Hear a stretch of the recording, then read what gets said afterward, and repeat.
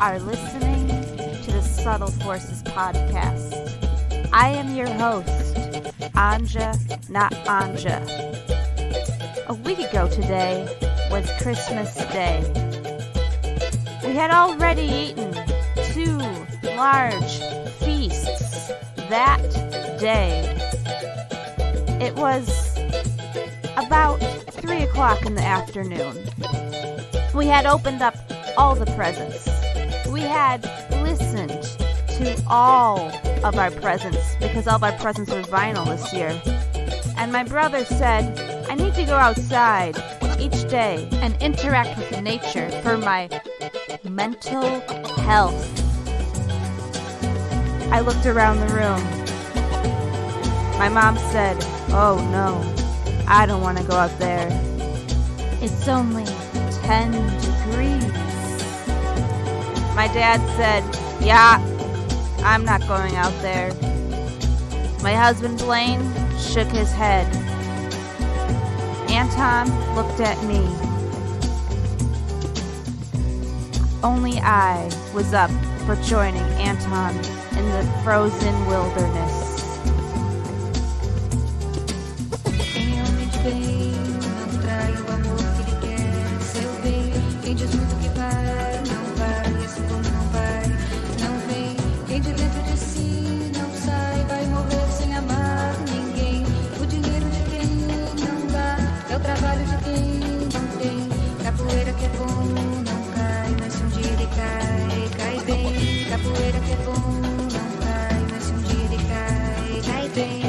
Here are some facts about my brother Anton.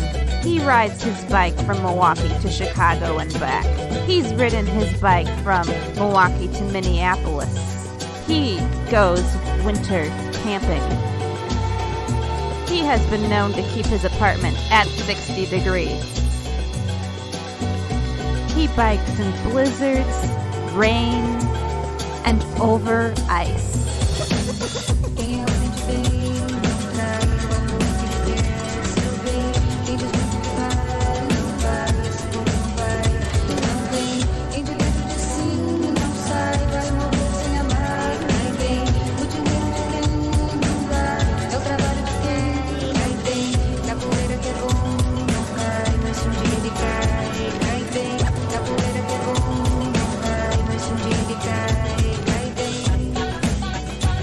I have always wanted to be more like my heroic, brave, older brother, Anton.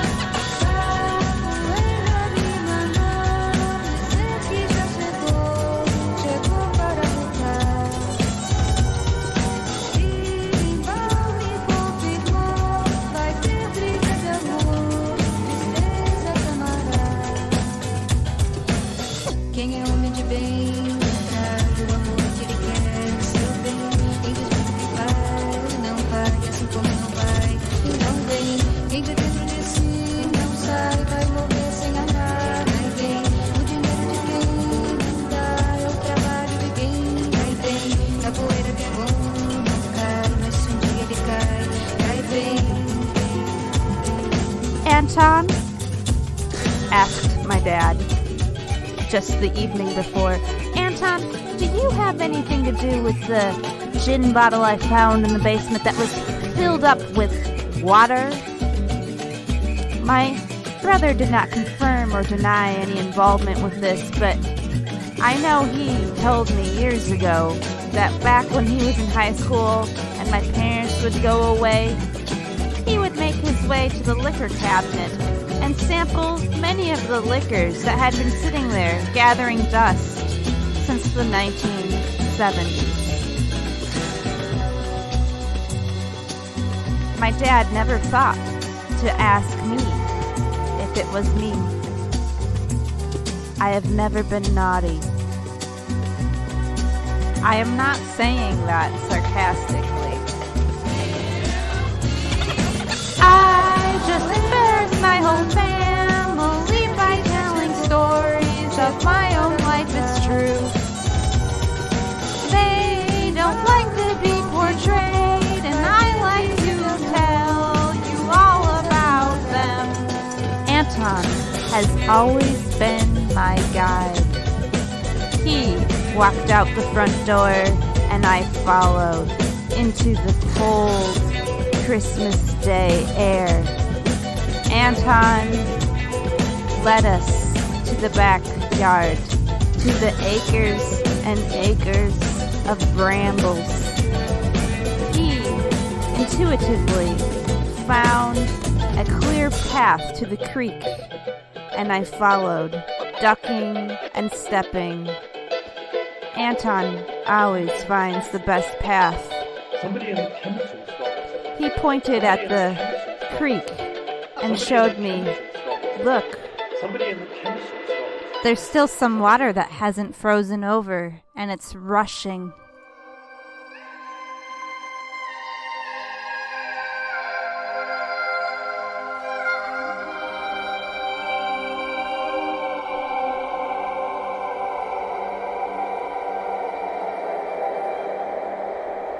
The creek is the end of my parents' property, and it is a natural wonder. Everywhere you look, there's roots from trees hanging out and tendriling down to the water. There's every kind of footprint, from raccoon to possum. There's rabbit scat. And if you look across the creek, you can see the wilderness patch of our neighbors. Our neighbors who have a immaculate yard, overly mowed into exacting, engineered diamond shapes. Neighbors with miniature ponies. But here, in this spot of the creek, there's a natural tuft of hairy wilderness in their yard that they do not prune. And the animals love it. The deer sleep there. And it's just a little hint for the eye of what this swampy land was like before any of us came and marred it. Before anyone ever had to go out there and pull garlic mustard. Before diamond-patterned mowing, and even before the game farms and apple orchards this neighborhood had 100 years ago. Look in the ocean till and cast away. Green flags, a million miles from home, walking away. Frozen to the bone, I am a soldier on my own. I don't know the way. I'm riding up the heights of shame, I'm waiting for the cold hand on the chest. I'm ready for the fight and fate. Sometimes in the spring when my dad tills, we find arrowheads. We were not here first. But us and our neighbors, we've all changed the land. The sound of iron shots is stuck in my head.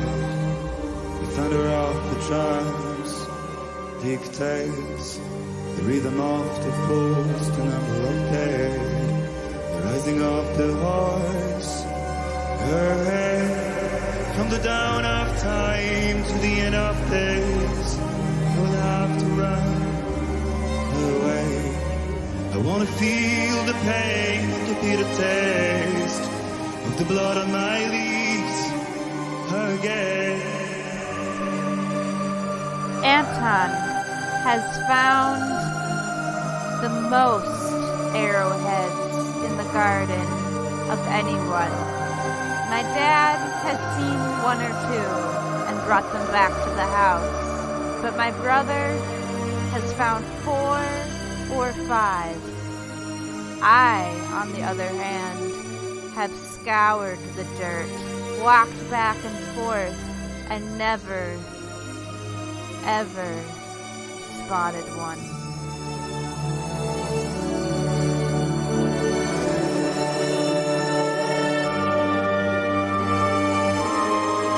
I always secretly wondered if it was that I just didn't have enough respect for the land. I just preferred as a child to be indoors, away from the mosquitoes and bees and birds and things. But Anton, he would come back with snakes and insects. He could spot all the birds, all the plants, all the four-leaf clovers.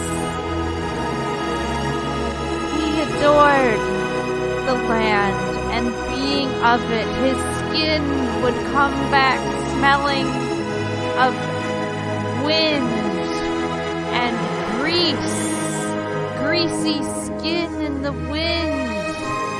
Anton was a nature boy, and he was unafraid of the stingers and birds and inclement weather. And Anton,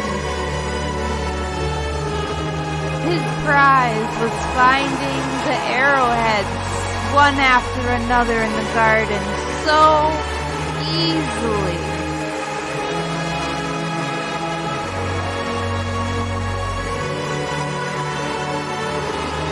He was a child of planet Earth.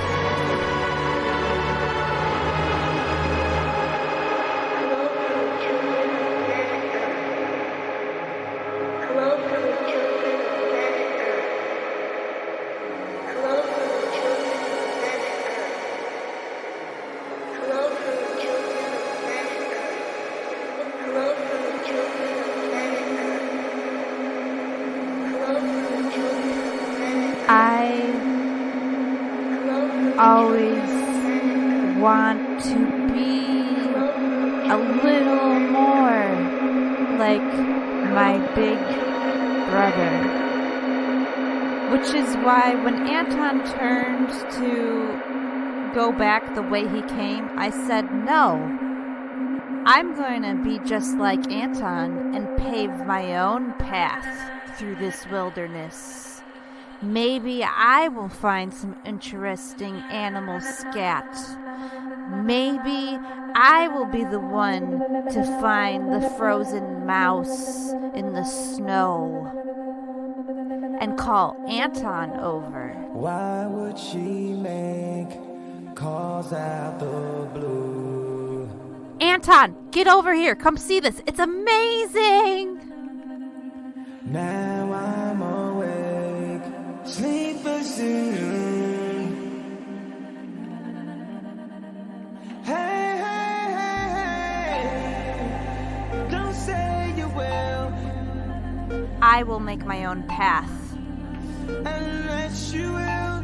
Hey, hey, hey, hey, don't say you will. Then play you will. I pray you will. I have the courage as an adult to make my way through all these thorny brambles, so thick like hairy witches' legs. The thorns look like hairy witches' legs in every direction, but I am a brave adult stepping over it all. I step through and around. Thicker and thicker the brambles get, but I can do this.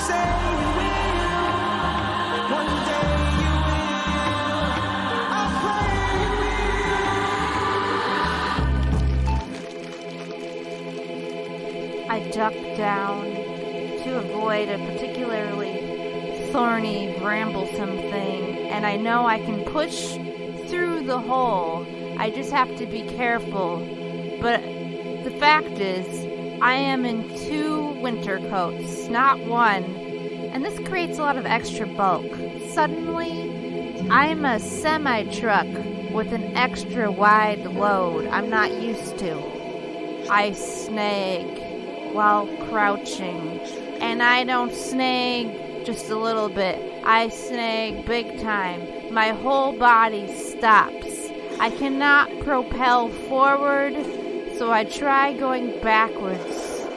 I cannot go backwards. I cannot go forward, and I cannot go backwards.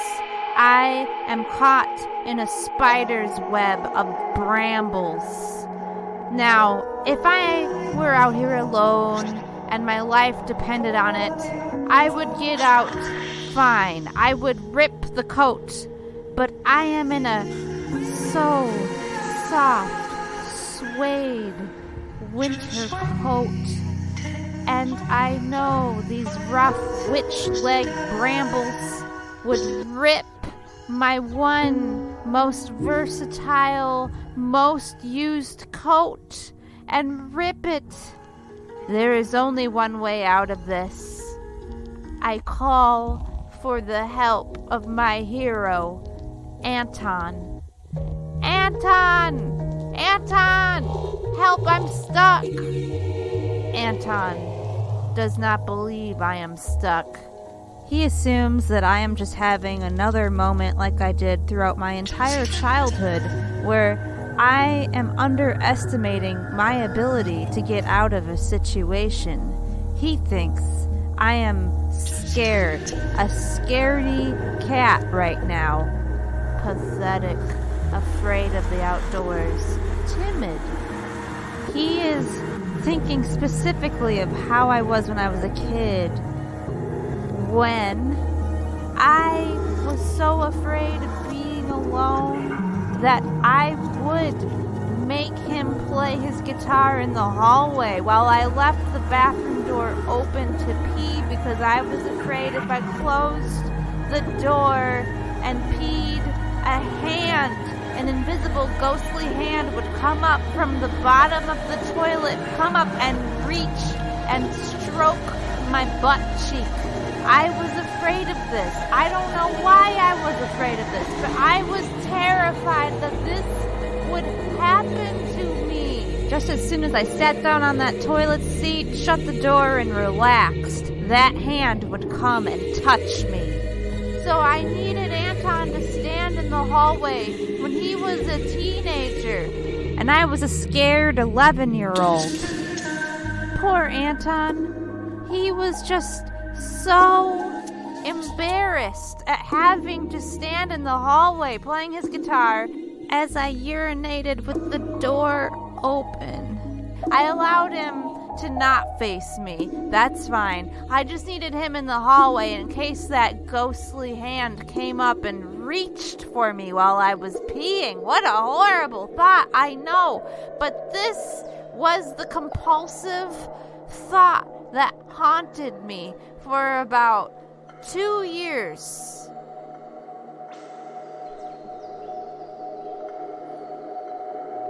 My request was ridiculous and pathetic. Anton would grumble because he didn't want to help me. But you know what? Here's the thing about Anton. He's always been a compassionate older brother who cares. And even if he doesn't like my request, he would feel for me, would come and help me. He would keep me company and ward off the invisible hand in the toilet. And just now, here I was, crouched in the brambles, in the thicket of raspberry bushes and thorny witch-leg twigs, unable to move forward, unable to move back, permanently crouched and stuck.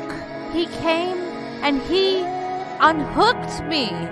And he said, "Oh gosh, you really are stuck," which instantly validated my struggle. Sometimes we can still get really, really stuck, even as an adult. Dignity be damned. I don't need to rip my main winter coat when there is someone right here who can help me.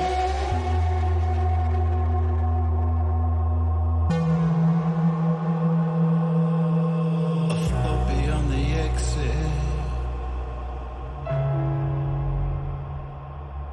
there would be palaces, and so there were, composed within time. Being here before, if outside is no more, the golden astroturf, the countdown to the big show.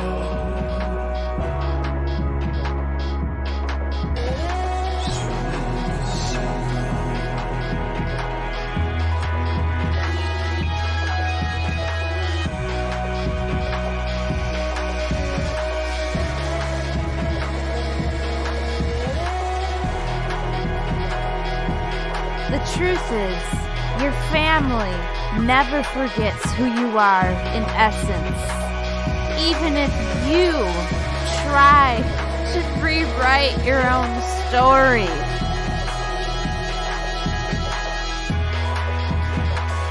And this is exactly why I don't like talking about childhood memories with my family, because I was pathetic in 90% of their memories. They never remember the good things about my childhood, and to be honest, I don't remember enough of those myself. It takes a lot of effort to rewrite your own history, but I've had to do that in recent years so I don't feel a constant cloak of shame hanging over me at all times. I wasn't bad, I was just pathetic in all of these memories. But that overlooks the fact that I was also durable and imaginative. And the past is what made me who I am today. In some ways, I think I'm more brave because I survived the invisible hand waiting for me in the toilet every time I had to pee at night. Cuando no hay más que decirnos, habla el humo, nada el humo, y rema en espiral. Cuando no hay más que decirnos, se abren al aire vacíos que dos no pueden respirar para desvanecerse alargando el después. Trayectoria sin final, distante placer de una mirada frente a otra, esfumándose. In case you're wondering why I was afraid of an invisible hand in the toilet, the truth is, it started when I thought I felt one evening. Maybe it was a spider. Maybe it was a fleck of dust floating through the air. But I felt something gently brush against my butt cheek. And for a very long time, I was afraid that there was an invisible hand waiting just for me in the upstairs toilet. If you're enjoying the music, it is a mix put together by DJ Invis Sounds. I'll put the link to the playlist in the show notes. Thank you to Anton Seeger for saving my day again and again and again, and for the theme song of this show. The sweetest angel fell into my world.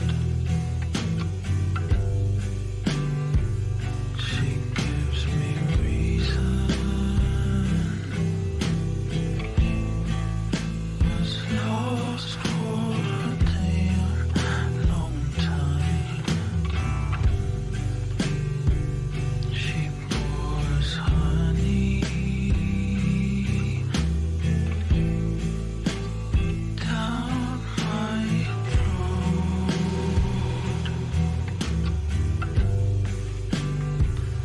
We stay up all night. I watch the sun scan her body and just let it happen, let it happen, let it happen, let it happen, let it happen, let it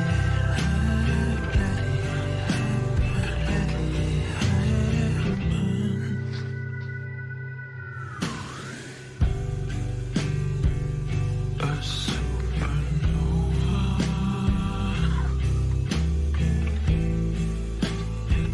exploded and changed my world, and lost my old ways. I found something new from the ocean. I love you, honey.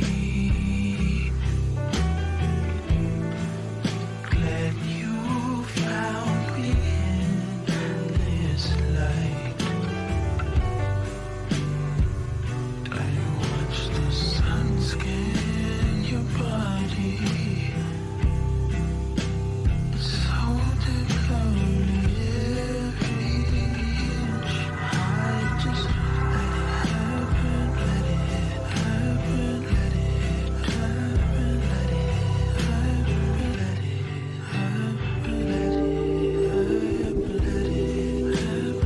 let it happen. Did you enjoy this episode? Please leave a review on Apple Podcasts. Remember, when encountering any subtle force, you have both your logic and your feelers with which to interpret it.